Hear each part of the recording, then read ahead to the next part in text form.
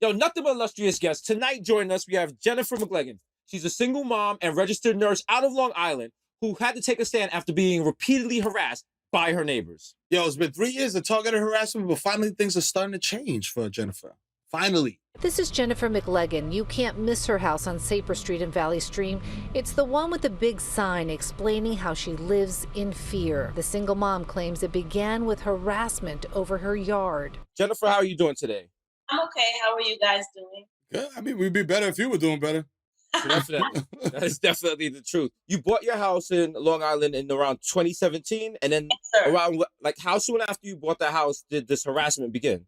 As soon as I moved in, I guess the neighbors were kind of fed up with the way the property looked, because a property of this condition does bring down the home value of other properties. Yeah. So, and I was sweeping and I was painting, and I was 8 months pregnant doing this. And they didn't give a fuck about that at all? The harassment just continued and continued. I won my first judgment with the videos that I had. With the dog feces? Yeah, the dog feces. So I won a judgment against them already, but it just wouldn't stop. They were like shooting across my yard. I kept on calling the police and I kept on saying, he's shooting across the yard. And they kind of got mad at me for calling so much. And they kind of said, well, you're not dead. Are you dead? Are you shot? Are you hurt? Oh, wow. And I said, no, but I'm scared with him outside with these guns. You wrote a letter on your front door, just basically asking them to treat you as a human? When I put up the sign, I kind of was praying or thinking of, I think Breonna Taylor happened.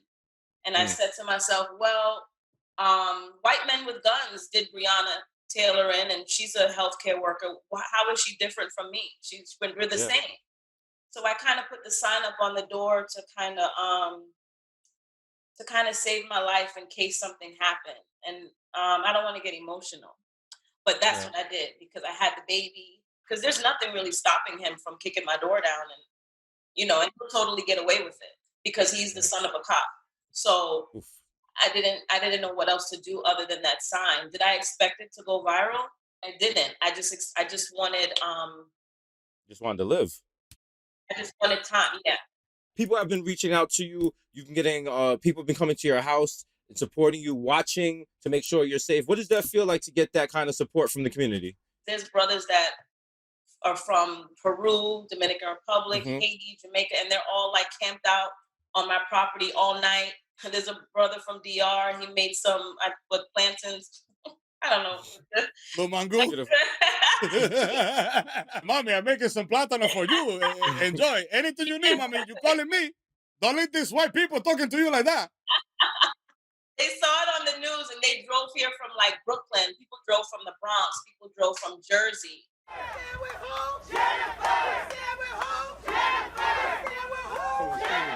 Can you tell us about Anthony? His name is Flo349.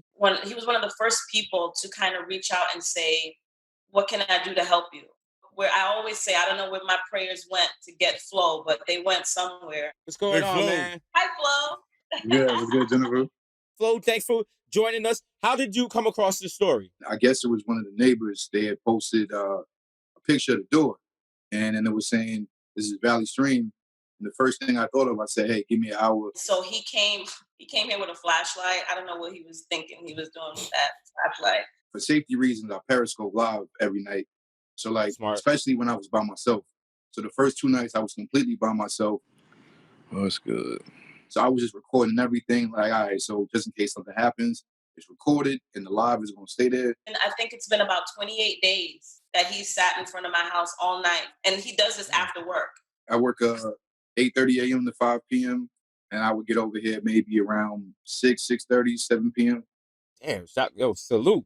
And then do the whole thing over and over. People love what he's doing. So he gets a lot of support. And from that, people were reaching out to him I guess he likes Uncrustables. They just started sending him food and supplies. We heard you go hard with the Uncrustables. Is that your favorite? Yeah. we gotta get you a sponsorship. Yo, Smuckers, holla at your boy. I stopped saying their name. I gave them a lot of free press. Smart. You wait for that bag. He doesn't even want it. He's very like, oh, my concern is Jen and her daughter, not everything else that comes with it. What do you have to say to other people who are watching this story and want to make the same moves you do? Like, how do you get over that initial fear? I don't know if you actually do get over that fear. Honestly, what I tell people is I just saw something. I got a little lawn chair and I sat outside. Like, so if this is happening in your community or the OGs, get you a chair, sit down, make your presence known, and go from there. And as far as the neighbors, they've been ghosts since all of this. When the community comes out, that's what happens. You went to the cops, they couldn't fix it, but then the Crips came and fixed it.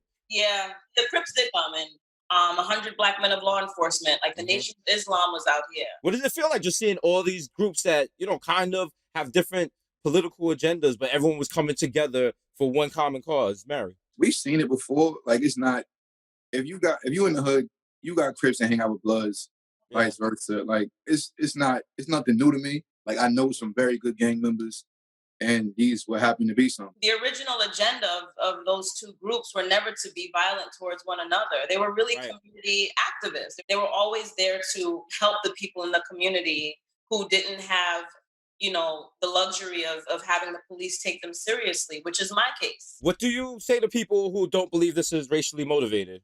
I'd say watch the videos, you know, the videos and all of the evidence that I have say enough, and it is racially motivated. What other reason would you have against me? What am I doing?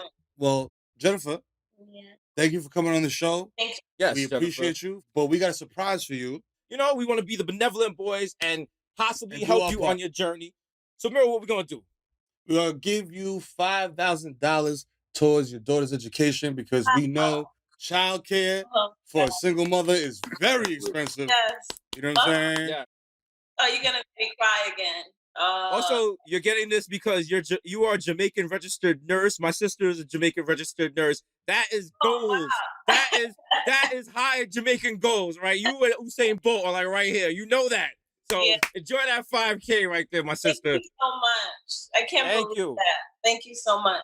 Jennifer for mayor.